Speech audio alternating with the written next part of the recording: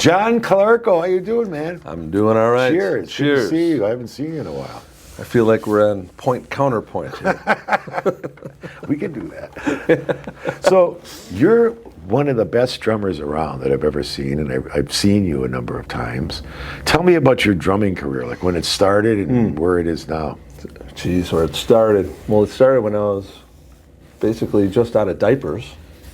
Yeah. Apparently my mother told me that, do you remember those old Jay's potato chip cartons that they have those were turned into drums? Right, remember? those are excellent. I used to take forks and spoons and I'd go through them within 5 minutes. But my mom used to say, any music, my house was always filled with music. My mother her brothers were all musicians. One of them, Art Koenig, her brother in New York, he was a big-time jazz musician. He's played with many notable guys. Wow. Upright bass player. Yeah. So I always had music going, whether it was jazz or rock, and I used to play along to the Beatles' Abbey Road, when I was like 6 years old, 7. And my mom said when I was about 5 or 6, I was playing along to the Ringo Starr solo on Abbey Road. The end, or that whole montage they have on, or that whole thing they have on side 2. And I don't know, I just was bitten with the bug. And my brother is a guitar player, Frank. He's a great guitar player. But yeah, I started really young. I didn't have my first professional date until I was about 14 or 15 at the big band. You did that? Yeah, I was in a big band. Wow. Because I started in jazz, and that's a good genre to start. I think so. Yeah. I mean, I think it covers all the bases with dynamics, independence, That and Latin music are huge. Yeah. Because as for a drummer, if you can get your independence down, ambidexterity, to be ambidextrous is everything. And, I think what happened, I think I was like 16 or 17, is when I discovered there's a world outside of jazz, because I was a jazz snob when I was young. Yeah. I play it as much as I can too. But I joined when I was 17. My father, we were just talking about our fathers, they probably knew each other as attorneys. So he knew all these club owners, and I could get into clubs. Hey, you're Frank's kid? Yeah, come on in. I was underage. But I would sit in and play with some of these guys. But I joined a band called Big Bang Theory when I was a kid. We were like the Chili Peppers before the Chili Peppers. Really? And locally here? yeah, and we had major record label interests. We had Atlantic looking at us, Warner Brothers. But I was like 17 or 18, and coming from the jazz world, it didn't work playing that light. I had to learn how to really smack the drums. And many blisters later, and then I had to learn technique that allowed me to play hard and get my chops across in a loud environment, which is a completely different animal from jazz. Mm-hmm. And what that ended up doing, though, is combined with the jazz background, I think I found my own voice a little bit. Mm-hmm. And it just went from there. I just started doing local jingles when there was jingle work. I used to play on not all of them, but I played on several. Remember the news stations would have their dun, dun, dun, dun, dun, dun, dun, I was on a lot of that stuff when I was like 17, 18, 19 years old. And those were great jingles. So I learned my reading chops and chart reading and all that stuff. Learning how to play to a click, that helped. Because when you have going in your ear, and if you're a little bit off, they don't like that. And they didn't have the Pro Tools back then to be able to just edit stuff and put it right in. So you had to be on. Yeah. And it took me, like anybody else, it was a learning experience. And the more I did it, the better I got, the more phone calls I got. Yeah. So, and next thing you know, I'm playing with everybody else around here, like Willie Porter, and I did the Dog Your Dream record. Took us all over the world because we were in tour support for Tori Amos. Mm-hmm. I think that was the Boys for Pele tour or something, 96. We went everywhere. We did all the U.S., played Madison Square Garden, Paramount Theater, Greek Theater, all the major venues. Then we went to Europe, played London's Royal Albert Hall 3 nights in a row, sold out every night. The Palladium, all these places. What is that like playing in a big venue? Let's say, for example, Madison Square Garden. Well, it was the Paramount at Madison Square Garden, which is not the actual bowl. It's great. It's still a huge place. I mean, there's no greater feeling when you come out on stage and, you know, you got the lights and you can only see like 4 rows out, but you can sense the energy of the music, or of the crowd, I mean. And once you hear them and the roar, it's exhilarating. You know, it's what you live for. Yeah, you know? I believe it. Yeah. So when you're playing like in a venue like that, do you have? I notice guys wear something in their ear, or do you have the monitors next to you? Back then, it was monitors, Yeah. and you know, even to this day, I have the in-ear system, like everybody, because you know, a lot of people play to tracks now, and if I'm hired as a drummer, you got to have the in-ears to be able to hear the tracks. I prefer feeling air move from the monitors and from a real bass rig and from a real guitar amp. That's just me. I'm old school. But I do believe it's a different energy, man, when you feel the music versus virtual. What are you hearing in those earplugs? Are you hearing everybody or just? Well, that's the thing. You can. I never did that. Yeah, they even have them now on your cell phone. Like the house guy will say, "Hey, open the app that I just gave you, the Yamaha mixing app." Okay, clicking on. Now there you can determine who you want in your mix. You want how much of the lead vocalist, and right from your phone. Yeah. And it goes to your buds. Wow. And it's like playing to a CD. It's clean and pure. The good thing about it, it's you can lower the volume and save your ears. I mean, I was in some of the loudest bands ever in this town of Milwaukee. Greg Koch, very loud. Willie Porter Band got pretty loud and crazy. Big Bang, very loud, funk band. So, and those were monitor days, you know, like open air monitors, and you could feel your pants flutter. Yeah, you I know? believe it. You know what I'm Did you ever play where they put that plexiglass in front of you? I've done many of those, yes. And that's just what, blocking the sound around Blocks, you? it's for the cymbals mainly. Okay. Cymbals have a way of irritating a lot of people. Sometimes even me. I mean, if you don't, that's why the older I got, I'm with UFIP now, which I used to be with Sabian cymbals, but I'm with UFIP now. What I love about their cymbals, they're kind of a warm, washy, at least the ones I picked out, like it's called the 1930 ones. Mm-hmm. So they're older sounding cymbals. They're not so brash. Because the older you get, your high end starts going a little bit, and it's like, ugh. What about Zildjian? I love Zildjian, the old K's. Yeah. I love, like the Tony Williams was one of my heroes on drums. His cymbals were just, oh. Did you listen to Buddy Rich? Oh, of course. To this day, I don't think anyone has the technique that he had. I mean, there's some monster drummers out there that do these Herculean things, like they can play the same thing with their feet as their hands, upside down, sideways. But Buddy, I'm telling you, man, On the snare too. just and if he could captivate an audience just playing on a hi-hat. I mean, the techniques he really. How about Ringo Starr? I love Ringo Starr. It's one of my favorite drummers. I think he's the best thing that could have ever happened to the Beatles. I don't think the Beatles would have been the same without him. Yeah. I know a lot of people say, "Oh, he's not a great drummer." Baloney, he's not. Everything he played was perfect. What other drummers, do you admire? Oh God, John Bonham was a huge influence on me growing up. I had the first Good Times, Bad Times Led Zeppelin album when I was a kid, and went from there. I used to fall asleep at night to the Physical Graffiti record. Tony Williams, like I mentioned, he played in Miles Davis and he was 17. Wow. And Miles Davis. Wow. And his technique, he would do these 5-note cymbal patterns at blistering speed. Ding, ding, ding, ding, ding, ding, ding, ding, with this right-hand technique. And his technique was such, a lot of guys play with their fulcrum point up here with the stick. He used the back. And I've been doing that a lot lately, and I feel the difference. You learn more control. Yeah. Yeah.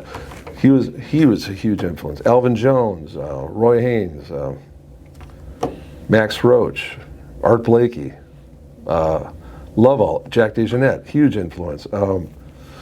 Then outside of the jazz realm, the rock guys that, like I said, was Bonham. Stuart Copeland was a huge influence on me. Bill Bruford.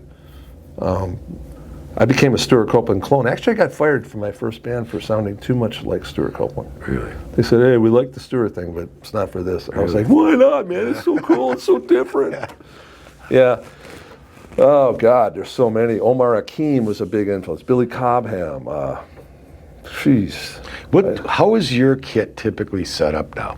What do you do? It's a lot lower.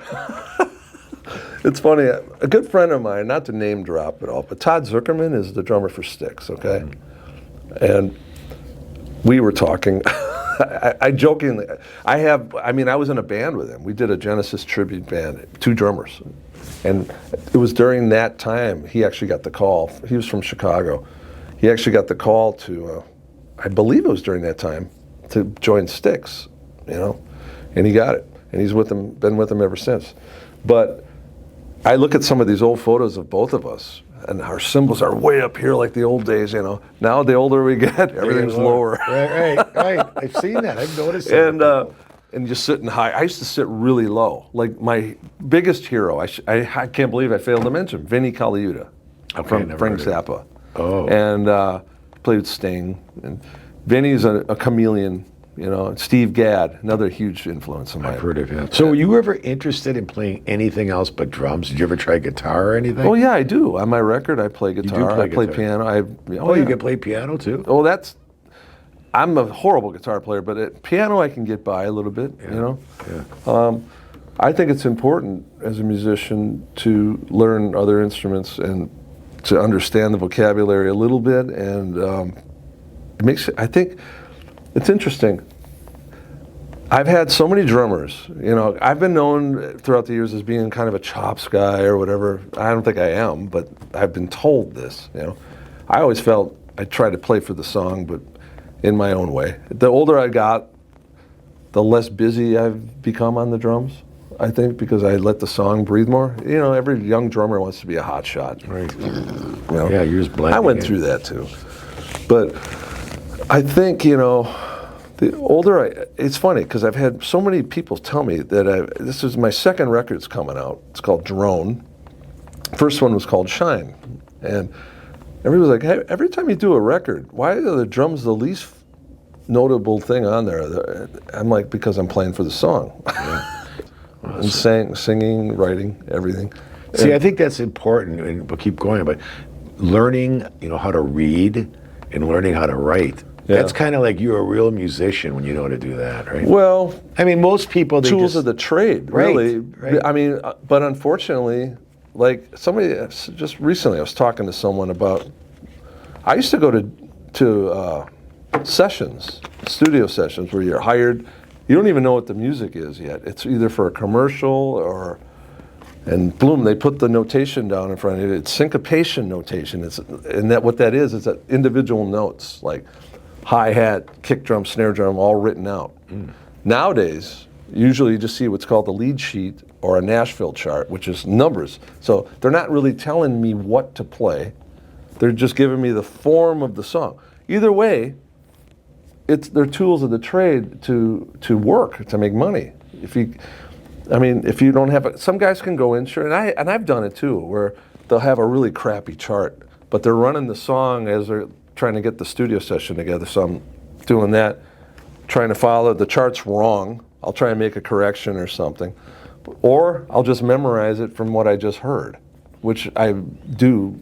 I think I've been blessed with that a little bit. I can hear something once or twice and I got it, Yeah. So the thing that's sad to me is that all the years of learning how to sight read and doing stuff, and it's not even used hardly anymore. I don't think I've seen a syncopated chart in years. Every time I go in a session now, it's pretty much a number chart or Nashville lead sheet chart.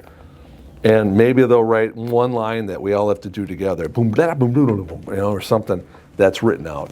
Or drummer, figure this out, it'll say. Yeah. So interesting. So how many times you been? God, well, this year alone? Yeah. Or last year? Well, I should yeah, say. let's start with this year. Well, I'm doing my record down there, so I've been down there at least 5 times. And then you do some session work. Yeah, yes. I have. I played on other people's records, and Daryl Sturmer, for example, I played on. For people who don't know, Daryl is a guitar player for Genesis and Phil Collins. Yeah. And he lives in Milwaukee, never moved. And I was his drummer for many years and did multiple albums with him. Daryl Sturmer Band. Okay. Yeah. Greg Kwok, I played on 3 or 4 of his records. I'm trying to think, something like that. Willie Porter, I only played on 1 with him, but we were in a band for 6 years or 5 years, something like that. I remember listening to Daryl Sturmer. I used to see him when I was a kid, the Bull Ring. Oh, you went to see Sweet Bottom? Yeah, and I went down there with a guy named, Bill Boniface? Of course. Yeah, he took me down there. I was like 16 or 17, and we went to Tulsa West, and we were in the jazz band together, okay? And he took me there. He goes, you got to see this guy. So he snuck me in there, and we sat there, and that just blew my mind, watching this guy play. And you knew he was going to be a star on guitars. Really? You knew it, okay? And then I heard that at some point, who was it?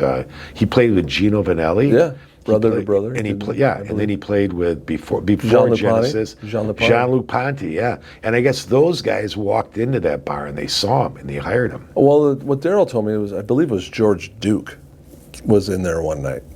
And I don't know what band he was with. I can't remember. Daryl told me the story. And he got the Genesis audition. I believe Alfonso Johnson was the first choice that was going to try out for Genesis. And he said, no, you should try this other guy, Daryl Sturmer, because Alfonso's a bass player. Yeah. And they were looking for a guitar player, but Daryl could do both. And he went out to New York with Mike Rutherford, was in our little room in New York, said, all right, try these things. And it worked. And Mike said, I think you're the guy. And the one thing Daryl taught me, Daryl taught me a lot of stuff, but one of the biggest things was always treat this gig or this tour as if it's your last tour mentally, because you got to plan, you got to treat it like that, because you never know when the rug could get pulled. Yeah. That's what happens with a lot of these bands.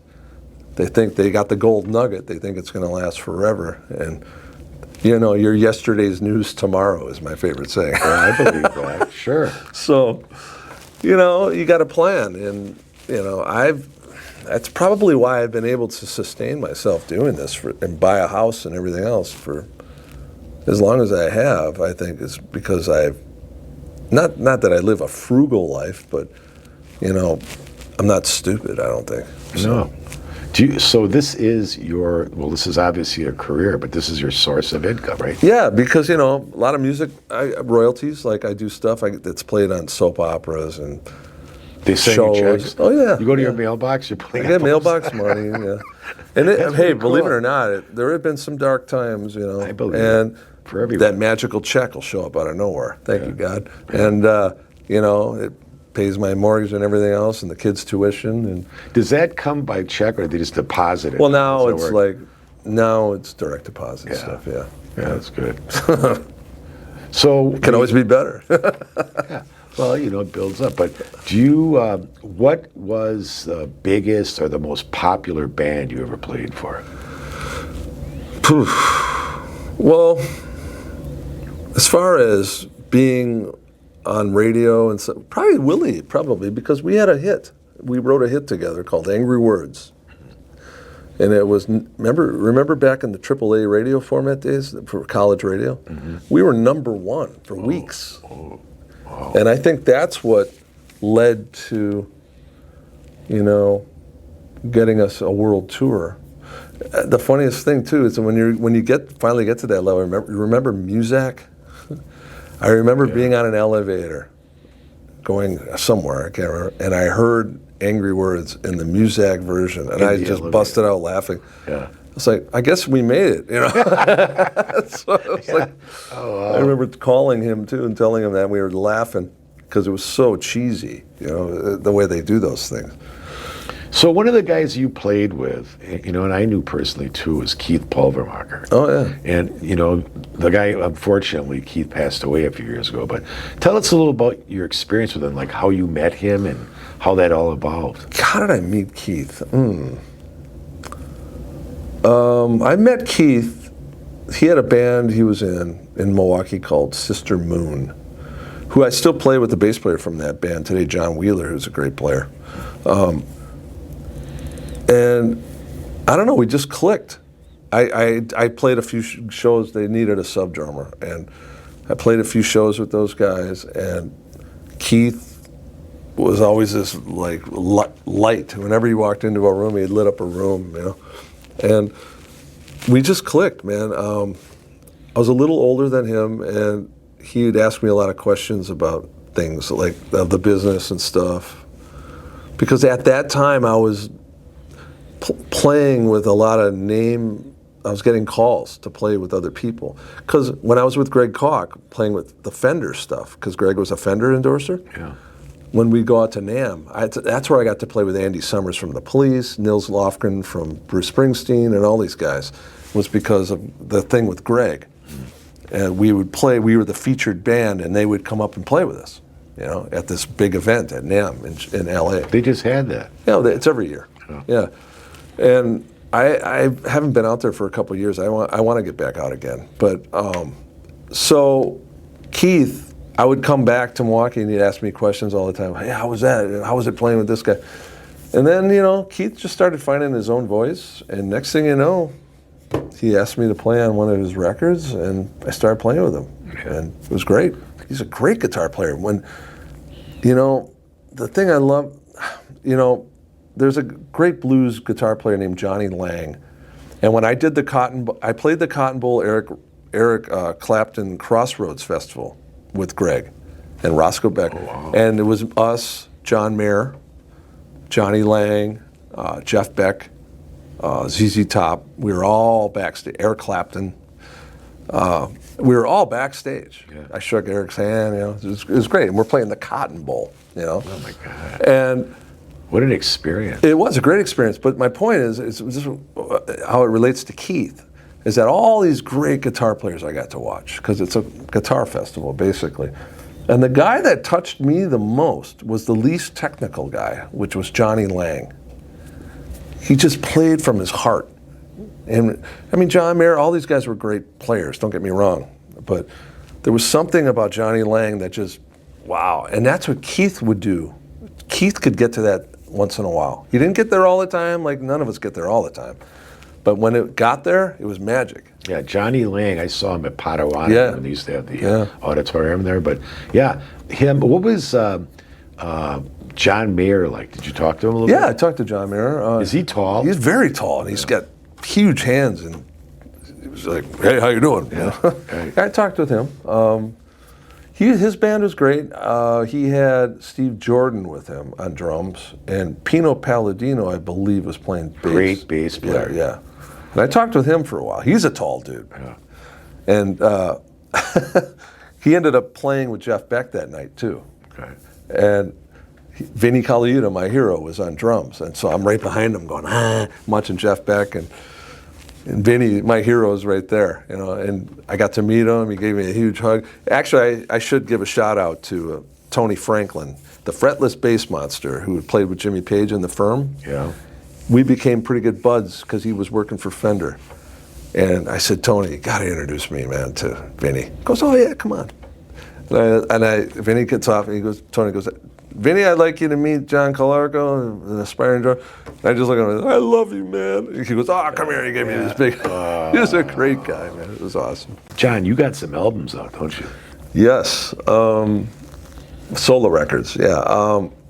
I want to do an instrumental record. That's coming later, where it features drums, you know, like jazzy or, you know, whatever, progressive. But I have, my first record came out in 2015, I believe, called Shine, no, 2016. Because it was shortly thereafter I had my accident, so I couldn't do anything with it. I wanted to tour it and do it, and then COVID hit, and it just kind of shut the whole thing. Screwed everything up. Yeah, so it's called Shine, and I did it down in Nashville with a guy named Ryan Rossabo, and I was talked into doing that record, because guys like Willie Porter and these guys were always for years, why don't you do your own record, man? Because I always helped co-write with everybody. Mm-hmm. I mean, I co-wrote a lot of the songs with Willie on Dog Your Dream. And they were like, why don't you do your own thing? I was always being encouraged. So Ryan Rossabo, you know Ryan, right? The guitar player. He played with Chase and Mason for years. I probably would know him if I saw him, but Great player, and he's got a great thing going down in Nashville as a producer. Goes, come on out, send me 30 songs. I said, all right, here's what I want to do on this record, this last record. I said, you pick the songs. I want to take my ego out of it. I know it's emotionally draining to try and do this. I'm going through marital stuff, you know. If you really want me to do a record, give me a deal, and I'll come down and do it. Exactly. And that's what he did. So he picked the songs that were on the record, and it turned out pretty good. I would have left a couple off and replaced them, but Out of the songs that you wrote, he picked all them? songs, yeah. Okay. I said, you pick the songs that, you know. So he did, and you know, like I said, I would have left a couple off and replaced them with something else that I had, but I let him do it, and I just basically acted as my own session guy. I went down, played the drums, sang my songs. He played guitar on it, and we got some bass players to play on it, and we did some of it up here in Milwaukee, and we did most of it in Nashville. So then, after the COVID thing and all that stuff, I just got the itch to do an album that I really wanted to represent that genre more than the last one. And this one's called Drone. And I did this whole thing down in This is your latest album now, Yeah, Drone. latest album coming out here in February of 2025. But you go under like a Johnny C. Johnny C. C-E-E. Yeah, is Johnny me. C. That's a good one. I like Yeah. that. Well, my brother actually started it, and then when I was with Greg Koch, I used to get irritated by it, actually. We'd be on stage, and Greg goes, Johnny C on drums? Johnny C. And he goes, silence, infidel. He would tell me, it's a good branding. Yeah. I'm like, oh, okay. Yeah. So here I am is C. And that it wasn't even Johnny C anymore. It just became C. Yeah. It's like, okay. So so I have this new record called Drone, and I think this is a really cool mix of stuff, because I wanted to do stuff that had like progressive music, then maybe a little commercial sounding poppy, and some ballads. And I think I have a collection of that on this record. I think it's a good representation. So is it pressed and ready to go? No, it's I just got off the phone with the producer, Ryan, a little while ago. I'm like, where are the mixes? You know, so yeah, because there are some people actually waiting to hear this, and which I'm excited about. Don't know really what's going to happen with it yet, but at this point. But Where would that be distributed then? Where do you anticipate? Well, who buys CDs anymore, right? Right. But I have to make some CDs because I did one of these campaigns, and people asked if they're going to donate to the cause. I'd like a CD or a vinyl. Yeah. Well, I'm not going to press vinyl unless, you know, it's expensive.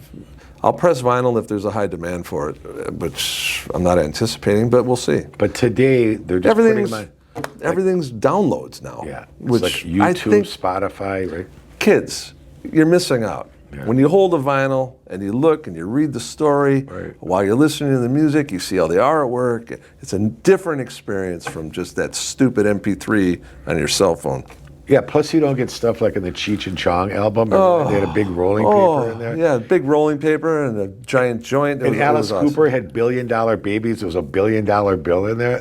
I miss great. like Jay Giles. They had the Red These album. kids today don't know what they're missing. They with are this missing a lot. Experience everything with this digital world. Right. And you know, and it's the other thing. A lot of it was mixed analog, which is going to be hopefully a fatter, warmer sound. I've had discussions and arguments with engineers. Oh, you can't tell the difference. I can hear the difference. Yeah, you know. most musicians And can. I'll put it to you this way. My brother Frank has this great old stereo in his basement with these nice Klipsch speakers and real turntable, right? Yeah. With a nice Pioneer receiver like the old days. Yeah. And he put on the Jeff Beck Wired record when I was over there. It was like listening to it all over new again. Yeah. How good it sounded coming out. And I'm like, these kids today, everything's so compressed and one level, there's no dynamic range. they're not hearing music anymore. They're hearing something. But there are kids though that are, I Hip think to it. Yes, they are. there are. And they're going and buying vinyl. I've seen that. God bless them. Yeah, I mean we're probably sounding like old men now. I don't care. Right? I don't Get care. off my lawn. Yeah.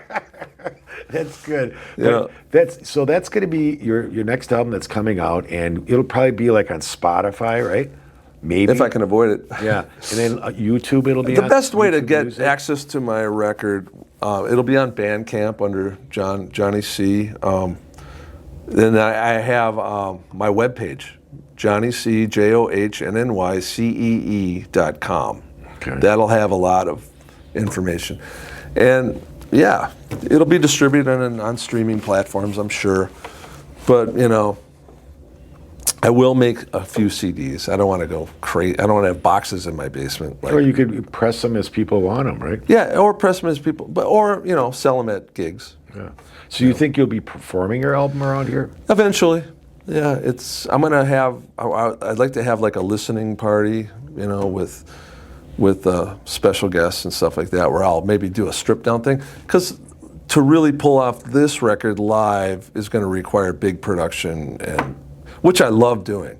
I love the big lights, the big sound, and I also love the intimate thing too, where it's really broken down. But for this record, for live, I would like it to be an experience, not just your typical CD release party.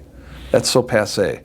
I want to have a tight band, because I've had some really great special guests on this record. Randy McStein, who plays the Porcupine Tree, which is like a great prog band, world renowned. They're awesome. Mark Hill on bass. I've had some of the Willie Porter band, or Keith Pulvermacher band on it as well. John Wheeler, and some of the other guys. Dave Adler's on it. Yeah, great keyboard player. Yeah, he's great. So basically, it's just getting it out there, And for me, I'll be honest with you, this always happens to me when I do a record. Before it's even released, I'm already over it because I'm like ready to move on to the next. Because how long did it take you to write all those songs and put it all together? Well, it's not so much the songs that it was getting down in Nashville. Recording it. The guy I'm working with is very busy. He's working with a multitude of artists, but he always made time for me, which is nice because his quote was, "I love working on your record because it's so different from everything else I'm doing," which is that cookie. No rip on it, but it's kind of like mainstream Nashville pop, country stuff. My stuff isn't that. It's more like take you out in left field, which I think might be refreshing to some people's ears. I hope at least it is. Where do you get your inspiration for the songs that you write? Life experience first, probably. It can be a multitude of things. Either what's going on in my life, or what's going on in the world, or I hear this crazy rhythm in my head and I got to put music to it. The curse, I call it. It's like when I was in class, I'd be supposed to be listening to a lecture and I'm working out a polyrhythm with my two pencils. Do you ever get that late at night when you're sleeping? Oh yeah. What do you do? Do you jump up and? I have actually. I've had these crazy things happen when I'm asleep or just waking up, and a lyric will pop into my head, a real catchy catchphrase lyric that I hadn't heard before, and I'll go write it down. Or I have awakened in the middle of the night a couple times with a melody that I knew I would forget if I didn't put it down right away. And actually, one of those is on the record. That I woke up at 3 a.m. and was like, I got to put that on. I ran down to the basement and I just sang it. Yeah. And all right, I got it. Does your son appreciate what you do? I have 2 sons, by the way. Okay. Yeah. One is, you said 13, the other one's 19. So I mean, do they appreciate what their father does, or any of your sons? They hate it. They don't like the music, or they don't like. No. I shouldn't say they hate it. They're into what they're into. Right. All that. Right. Whatever it is. But do they appreciate that their They father do. does? He's good drummer, a really good drummer. Yeah, I think plays they in get a lot of embarrassed. I think they get like. Their friends will say stuff like, "Oh, your dad's really good." They're at that age. Yeah, like that. But I think the older they get, the more I think they do appreciate it. They will. Yeah. I think. We'll see. Do you think they'd ever be interested in going into music, or some? Well, my either of son them? Anthony, he's got a touch on piano, but like about 4 years ago, I just stopped asking him to practice because every time I did it, he would shut down. Like, "Ugh. If Dad wants me to do it, it must not be cool." You know? But every once in a while, every once in a while though, I'll hear him tinkling the keys, and I'm like, he's got a touch, man. And my son Michael likes the drums, and I'm like, don't go there. Do you have your drum set up in the house?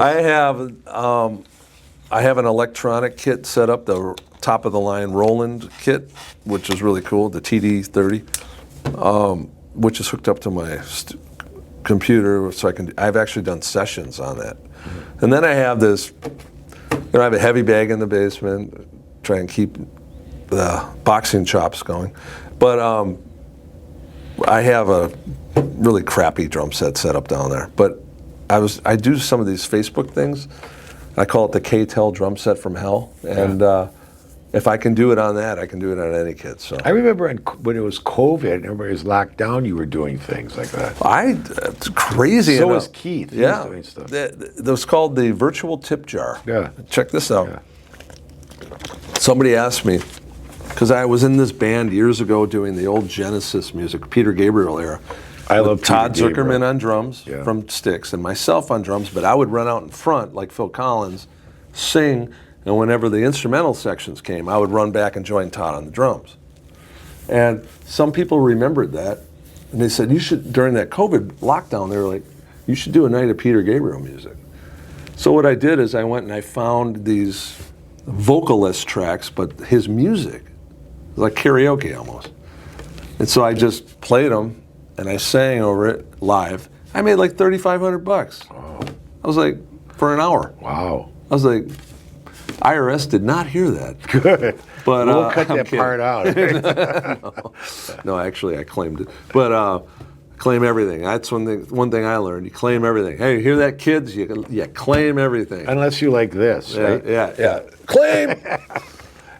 Or don't sob, Paul Bob. So, Exactly. it was really interesting, though, doing that. That kind of got the juices going to do a record, actually. I think I have a lot of respect for guys like you that go out there like that and make your own albums and things. I think that's really great. Yeah, it is. I mean, because I noticed in the Milwaukee music scene, it's a lot of just playing covers. Yeah. Okay, and there's bands out there, very few, maybe you probably know more than I, but I love it when they play originals.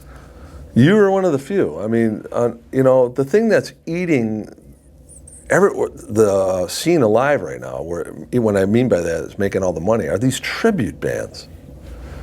I've been even asked, why don't you do the NC-17 Genesis thing? And I'm like, well, there's like 5 Genesis bands in the country right now going around making a lot of money.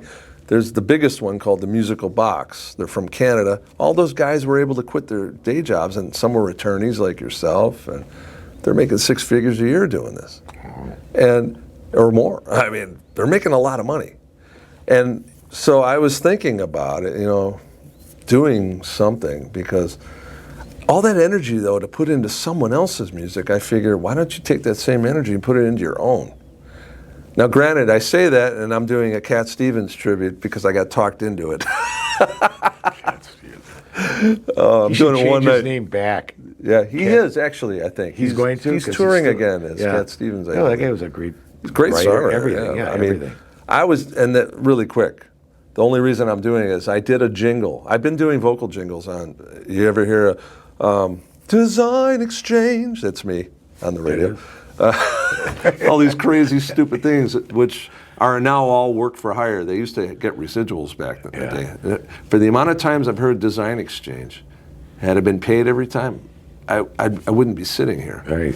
So wasting your time. But I did one. I did one for J&B Tools or J&B Plumbing or something. Yeah. And the guy, I walk into this, and it's an older guy that's an engineer, and he looks at me. I must have looked young that day or something, because he said, he's looking at me, and he goes, "Did you ever hear of a guy named Cat Stevens?" I'm like, "Oh no, yeah, never heard of him." And he goes, "You think you could imitate his voice?"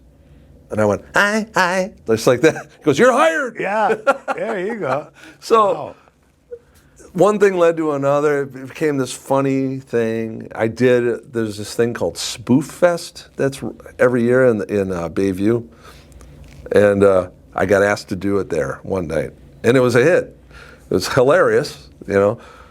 And then one thing led to another, and my friend Dave Adler one day, he's in the band called Steely Dan, which does all the Steely Dan stuff, which we're going to be performing at the Pabst Theater this February. I'm not sure. Look on calendar in February at Pabst Theater. I'm actually a guest singer that night.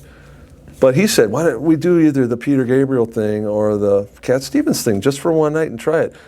And I said, well, the Gabriel thing's more involved production-wise. He goes, all right, let's just do the Cat Stevens thing. It'll be a blast. So we're doing it at Lindemann's May 30th. Oh, yeah. I'd like to go see that. Do you know, somebody was talking about that, okay? Doing like tributes like that. And I'm not going to name who it was, but who the person is, because you told me how much money he's making. But somebody's out there, and they're doing an impersonation, and they're making like $40,000 a gig. Oh, sure. You know, easy. Sure. And then they set up for days at a certain location. Yeah. You know, and another guy knows, he's going to do something like that because he said, boy, that's really lucrative. It is. It is. I know. Like you were saying, that's exactly right. Now, here's my question, though. Maybe you know this. Maybe I should know this. When you're doing that, like you're doing a knockoff of a band, if they have to pay royalties for that or they got to pay fees, I would think so. Well, the venue does. The ASCAP BMI fees. The venue does, Yeah. not the performers as a band? No, so far. Yeah. So far, there's one thing left that they're not picking our pockets on, but I wouldn't blame the artists to say, hey, I want a piece of the action. But you know, Genesis, for example, they actually supported the band called The Musical Box. They gave them all their stage gear, like The Lamb Lies Down on Broadway, the whole stage setup. They gave it to them. Wow. They're like, take it.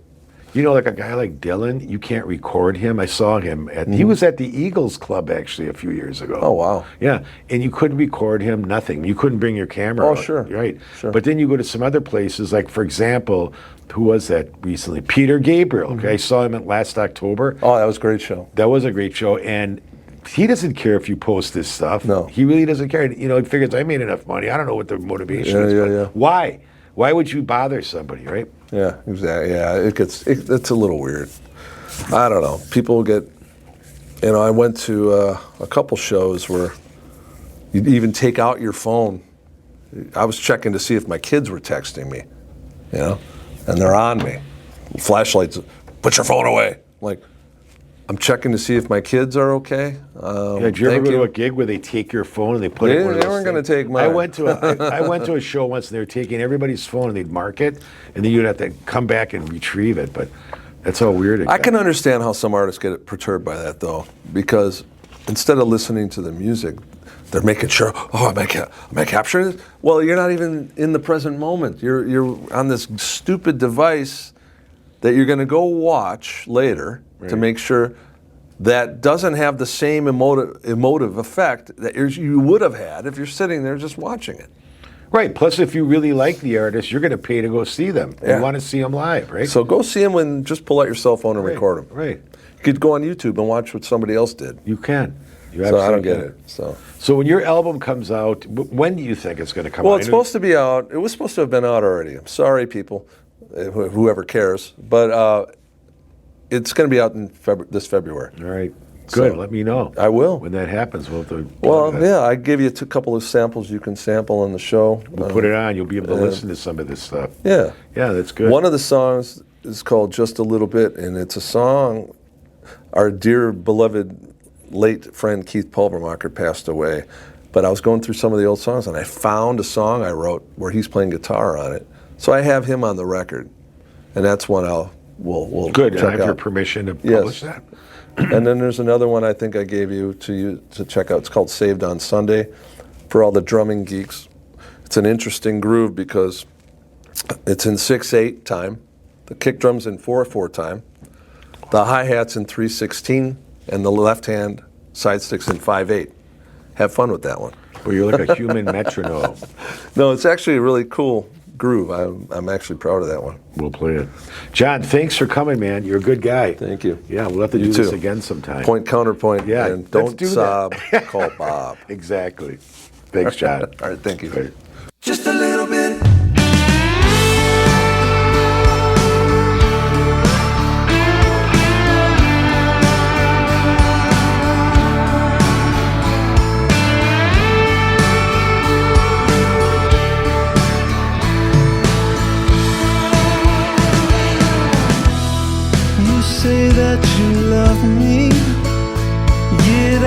still